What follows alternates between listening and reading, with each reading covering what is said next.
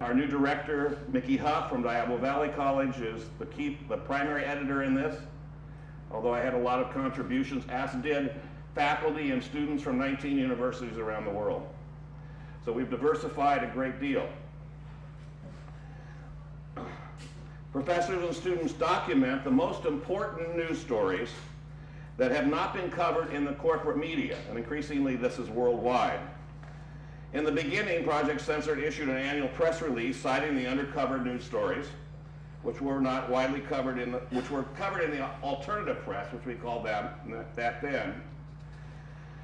And since 1998, the project has listed online the most censored stories going back to 1976. So we have a website that is quite large. It receives over 400,000 unique views a month, projectcensored.org. Dr. Carl Jensen was the founder of Project Censored, and the project has continued to work with Sonoma State University Community Partnership. In 2008, the Project Censored Media Freedom Foundation began involving universities from all over the world. As corporate media is globalizing, research and analysis of media failures and biases must globalize as well. Project Censored believes that the corporate media is increasingly irrelevant to democracy and to working people in the world, and we need to tell our own stories from the bottom up. We define media censorship as kind of a subtle, yet constant and sophisticated manipulation of our mass media. Censorship is any interference with the free flow of information. Such manipulation can take the forms of political pressure from government officials or powerful individuals, economic pressures from advertisers and funders, legal pressures or threats of lawsuits from deep-pocketed individuals, corporations, and institutions, or deliberate misinformation by corporate media. It is this latter that we are most seriously concerned with. Media today consists of primarily 10 major corporations who are interlocked with business and the policy elites of America. There's only 118 members of the board of directors of these 10 major corporations. They could literally fit in this coffee shop and have a party. They, in turn, sit on 20% of the corporate 1,000. They are interlocked with the major banks, the military contractors, the insurance companies. They set the parameters of what is acceptable news coverage in America. This is top-down news. News filled with propaganda and misinformation designed primarily to entertain and not inform. Corporate media has completely abdicated their responsibility to the First Amendment.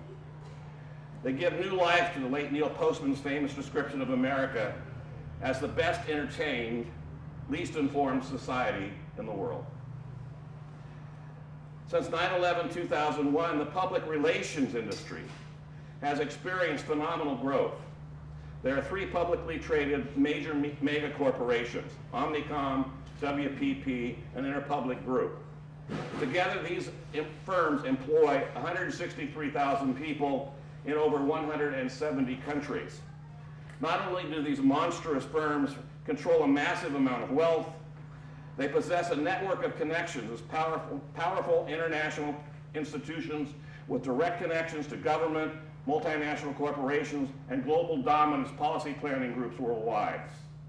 Public relation firms create news stories, and the corporate media accepts them as if they were the authors. WPP, a UK-based conglomerate, touts an impressive list of subsidiaries: Young and Rubicon, Burstyn Marcellers, Ogilvy and Mather Worldwide, and Helen Knowlton, along with numerous other PR, advertising, and crisis management firms. Now, if you remember, during the first Gulf War, it was Helen Knowlton that helped create a national outrage against Iraq by recounting a horrifying event supposedly caused by Iraqi soldiers in Kuwait, when they brought a young woman named Nayyirah to testify before Congress with tears in her eyes that she saw the Iraqi soldiers come into the hospital in Kuwait and dump the babies out of the incubators on the floor to die and steal the incubators. Now, we weren't told at the time that Nayyirah was the daughter of Kuwait's ambassador to the U.S. The public wasn't told that her performance was coordinated by the White House and choreographed by Helen Knowlton, and she was trained to cry in this presentation, and we were lied to. So in early 1990s, Chris Hedges covered the Gulf War for the New York Times. 10 years later, he wrote, "The notion that the press was used in the war is incorrect. The press wanted to be used. They saw itself as part of the war effort. Truth-seeking independence was far from the media's agenda. The press was eager to be of service to the state during the war, as most everyone else was." Now, Ed Herman and Noam Chomsky in Manufacturing Consent, published some 22 years ago, claimed that because media is firmly embedded in the market system, it reflects the class values and concerns of its owners and advertisers.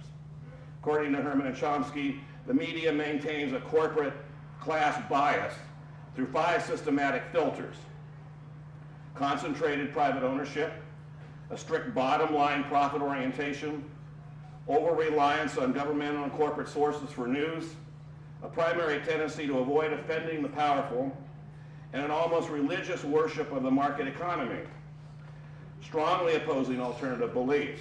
These filters limit what becomes news in society through corporate media, and they set parameters on the acceptable coverage of daily events. Managed news is the term we now use. Managed news includes the release of specific stories meant to build public support as well as deliberate non-coverage of news stories that might undermine U.S. goals. Have you been told anything about the continued privatization of the war? We hear a little bit about it, but independent journalist Jeremy Scahill wrote in The Nation in 2009 how Blackwater, now known as Z, operates in the Pakistani port city of Karachi, and they're gathering intelligence and they're helping direct the military drone attacks in that country. Recently revealed documents show that Z now has services expanding its corporate reach by providing intelligence services for agencies such as the Canadian military, Netherlands police, Disney, and now Monsanto. Z, through their intelligence branch, Total Intelligence Solutions, provides Monsanto with information after they infiltrate animal rights groups in the United States. So you have private spies infiltrating peace groups, animal rights groups, working for corporations inside the U.S. and around the world. The coordinator of Blackwater's covert CIA business, former CIA paramilitary officer Enrique Prado, set up a global network of foreign operatives, offering their deniability as a big plus for potential contractors. The CIA has long used proxy forces to carry out extralegal actions or to shield government involvement in unsavory operations. In some cases, these deniability foreign forces don't even know who they're working for.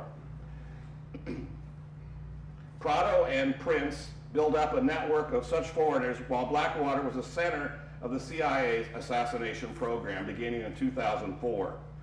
They trained special mission units at one of Eric Prince's properties in Virginia with the intent of hunting terrorism suspects globally while working with foreign operatives. A former CIA official said the benefit of using Blackwater's foreign operatives in CIA operations is you wouldn't have to have American fingerprints on it. Moreover, there is little coverage of the report in Global Research last May regarding the U.S. capabilities for cyber warfare were announced then by the then Secretary of Defense Robert Gates. It's the Pentagon's first computer command and the world's first comprehensive military service cyber operation. Cybercom is based at Fort Meade, Maryland, and is also home of the National Security Agency, NSA. Now, only 5% of the people under 30 in this country read a newspaper today. Most people get their news from the corporate media, corporate television, and increasingly from the internet. The U.S. NATO security forces know this and are increasingly focusing deception and propaganda on the internet. The U.S. military is developing software which it will let it secretly manipulate social media using fake online personas designed to influence internet conversations and spread pro-American propaganda. Nick Fielding and Ian Cobain reported in Common Dreams last March that a California corporation has been awarded a contract with the Central Command, CENTCOM, to develop what is described as online persona management services. will allow one service person to control up to 10 separate identities at once. CENTCOM spokesperson Commander Bill Speake said the technology supports classified blogging activities on foreign language websites to enable CENTCOM to counter violent extremists and enemy propaganda in the U.S. Now the internet's wide open, so if they're putting propaganda out into other languages with Google Translate and the variety of sharing on the internet, it gets back here, no matter what. So once developed, the software would allow U.S. personnel working around the clock at one location to respond to emerging online conversations with a host of coordinated blog posts, tweets, retweets, chat room posts, and other interventions. Details of the contract suggest the location will be MacDill Air Force Base near Tampa, Florida, home of the U.S. Special Operations Command, JSOC. JSOC now has 25,000 troops operating worldwide. These are the special forces out there in all these countries. Speake says none of the interventions are in English. It would be unlawful to address U.S. audiences using such technology. And any English language use of social media by CENTCOM is always clearly attributed. However, the languages in which the interventions are conducted, Arabic, Farsi, Urdu, Pashto, persona management could face legal challenges if they come back to the United States. Now the U.S. and Canada, Australia, New Zealand, and Great Britain created what was called Echelon back in the 80s. And this was the spy satellites monitoring all the electronic communications in the world. Now it was against the law, of course, for the CIA to be spying on Americans, but it wasn't against the law for the Canadians or the British. So trading information about your own citizenry became commonplace. Thousands are killed in Afghanistan last year. Thousands more were injured in conflict-related incidents. 8 to 10 people civilians killed daily. Hundreds of thousands of people were affected by intensified armed violence in 2010. Tens of thousands forced from their homes, private health care, education, livelihoods. Under a report done by the Innocent Victims in Conflict in October, Civic investigated 9 of 139 drone strikes during 2009, found a total of 30 civilians have been killed in those 9 strikes, meaning 14 women and children were killed. That's an average of 3.3 civilians in each drone strike. If you're flying a drone, you're looking at a possible target, you blow up the house, who's ever there is going to be killed. We've got drones now, and of course, multiple sites around the world.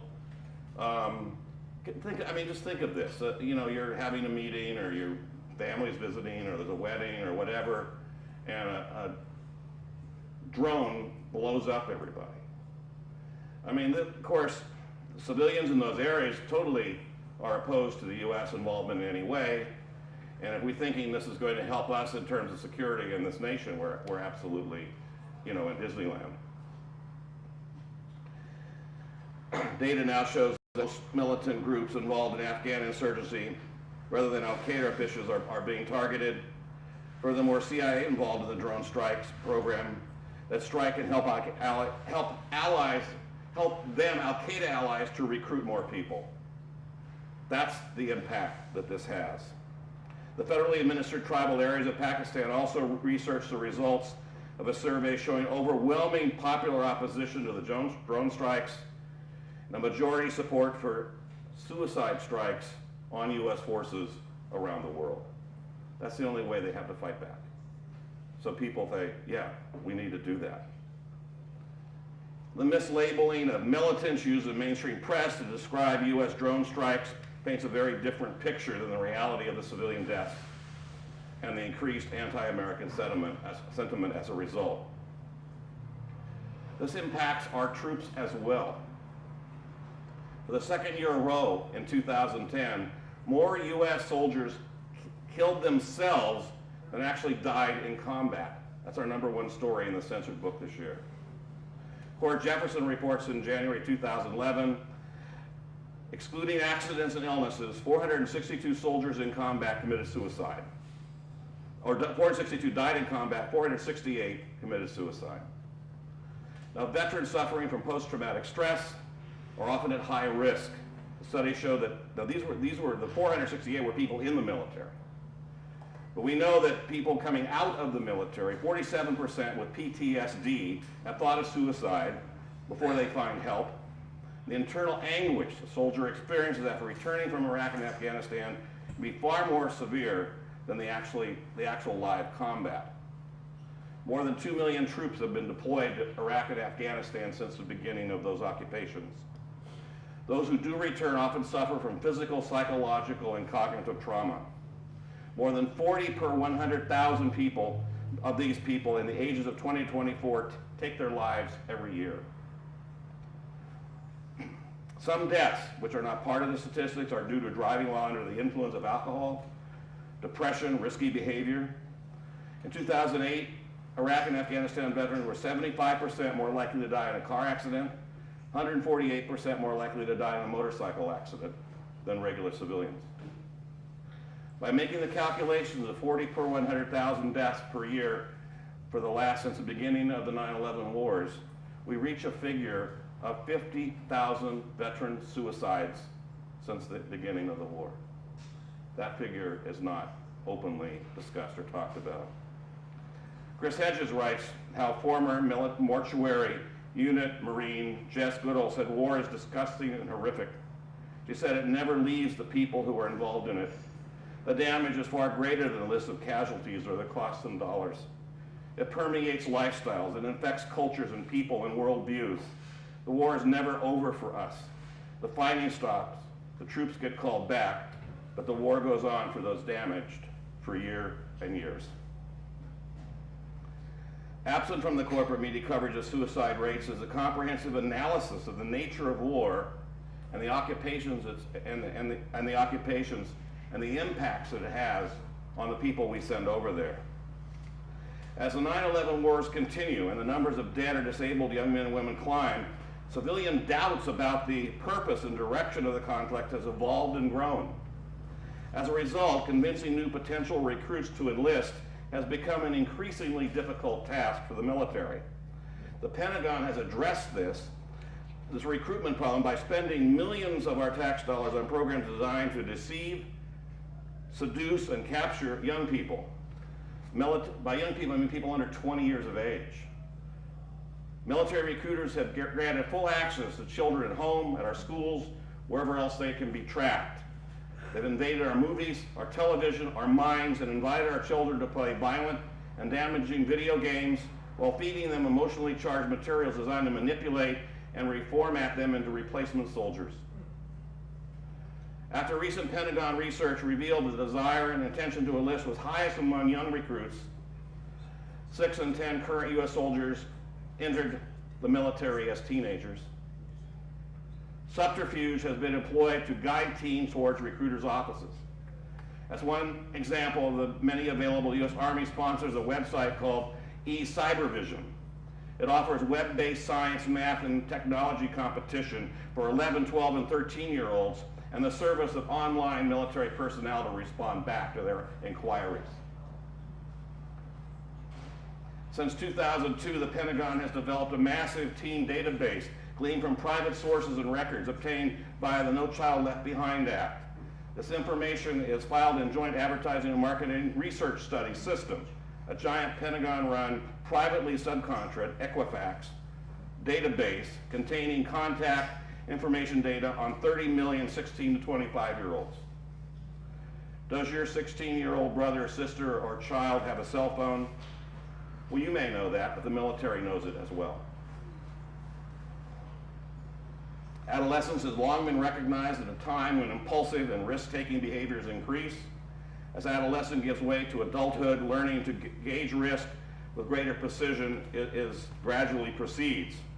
Modern neuroscience, including magnetic resonance imaging, MRI, and scanning techniques have shown that the adolescent stereotypical behavior is based on a phase of structural brain development. It's during adolescence where changes in brain structure and function result in the characteristic behaviors of that age, and teens are actively recruited towards and into the military. Techniques employed by military recruiters target directly this unique functional brain development characteristics of adolescence and this targeting is undoubtedly purposeful. The Bush administration wrote and signed into law No Child Left Behind in 2002, which enabled military recruiters access to high school records and to access students as they attend high school campuses throughout the country. Students of their parents who are offered the choice to opt out if they know about this, and they can, but they must do it on their own volition. A promise is a promise unless it's offered by a military recruiter. Often new recruits do not read the fine print, which says, laws and regulations that govern military personnel may change without notice to me. Such changes may affect my status, pay grades, allowances, benefits, and responsibilities as a member of the armed forces, regardless of the provisions of this enlistment or re-enlistment documents. That's in the fine print. That means they can change anything they want. They can promise you this job or that job or this location, and they can change it any time, because you then become subject to the Uniform Court of Military Justice. They can stop loss you and assign you anywhere they choose. Movies, toys, TV, computer games, and Black Hawk helicopters are in high schools.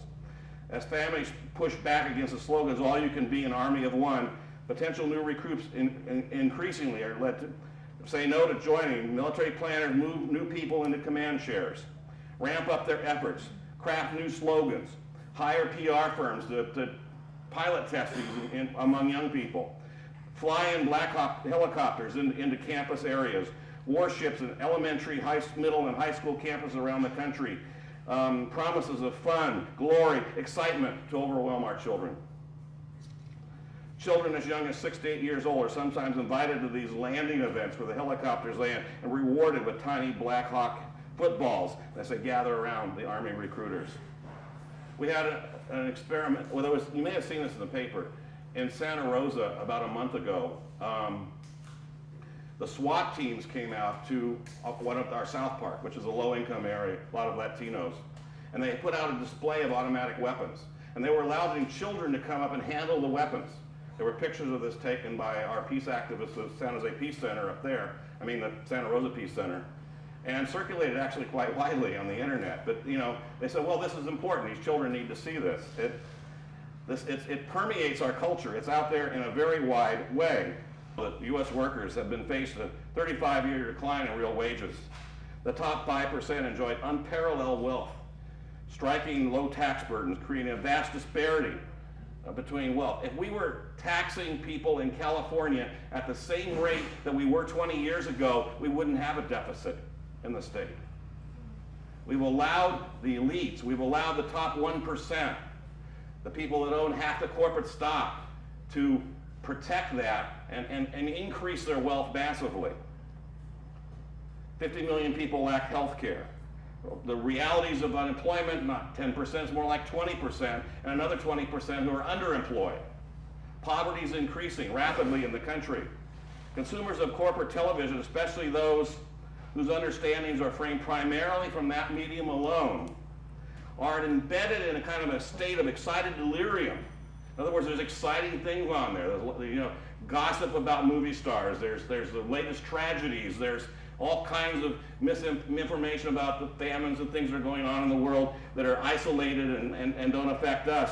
So they're in, and it's gossipy. You can talk. Oh, did you see about the stunt pilot was on the front page of the paper today who crashed his plane in Reno, or it's implied he crashed it. Maybe it just failed or whatever. But that's front page. Oh my God, did you see that? And you're all we're talking about it. And you see it on the television and all that. It's kind of an excited delirium, but it's an excited delirium of knowinglessness, because we don't know what's really going on, and that's very powerful. So to counter knowinglessness, we must build truth from the bottom up. Critical thinking and fact-finding are the basis of democracy, and must stand for the maximization of informed participatory democracy at the lowest possible levels in society. We must continue to openly discuss, research, and validate our issues. So we have a whole section on our website now called Validated News. So these are news stories that have been reviewed by a university and posted on our website under Media Freedom International. We have 6 sites now. And these are daily news stories that are posted there that have been reviewed by university professors, researched by students, summarized with an original link to the original source. Last year we posted 300. This year we hope to post several hundred. We have 19 universities participating. This is our way of helping validate news so that you can go to independent sources and know who you can trust. That we said these are independent sources. We have a daily news service on our site, which is independent feeds from BBC, from Al Jazeera English, from independent sources, Democracy Now!, worldwide. These are daily feeds. You can see more news on one web page than is in the New York Times from independent sources all over the world. As democratic activists, we see ourselves as an important component of building a new, non-exploitive world based on democracy, openness, transparency, and human rights. And we continue to face a military-industrial media complex so powerful that truth is often absent. The Obama administration is continuing the neoconservative agenda of U.S. military domination, perhaps with a kinder, gentler face, but the election of Obama had a moment of hope for many of us. They did not decrease military spending. They did not reverse U.S. military global dominance. Instead, Obama kept Robert Gates in as Secretary of Defense, who was Bush's appointment. It's the first president ever to have kept the opposite party's Secretary of Defense in place in U.S. history. Thus, making Obama, keeping that Secretary of Defense intact. They have expanded the war in Afghanistan, minimal reductions in Iraq, using drone attacks worldwide, and having special forces kill people and assassinate people around the world. So we face a truth emergency. A truth emergency is a lack of purity in news brought instead by propaganda and distraction. It's a state in which people, despite being awash in a sea of information, lack the power of discernment, resulting in a knowinglessness about what's really going on in the world. Who's powerful? Who's in charge? In short, we live in a time where people do not know whom to trust for accurate information and yearn for the truth. Universities and colleges are themselves complex and diverse. We can address that. Research groups can address that. Citizen groups can address that. And we can use our libraries and our research capabilities to validate news stories and write our own. We face a global empire of corporate media power that's unrelenting in propagandizing us with fear, misinformation, and we as a public must have a role and a responsibility to train critical thinkers in society, expand public knowledge and awareness of these inconvenient truths, some of which are in our book and we talk about. As a commonality of purpose, we can perhaps be guided in these endeavors by espousing the Universal Declaration of Human Rights as part of our moral values and agenda. That was established, of course, in 1948, and I use it in every single class I teach, and I find zero objections from students to the values that are portrayed there.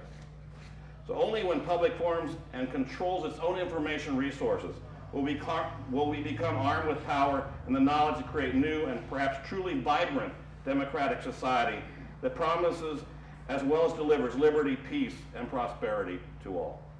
Thank you.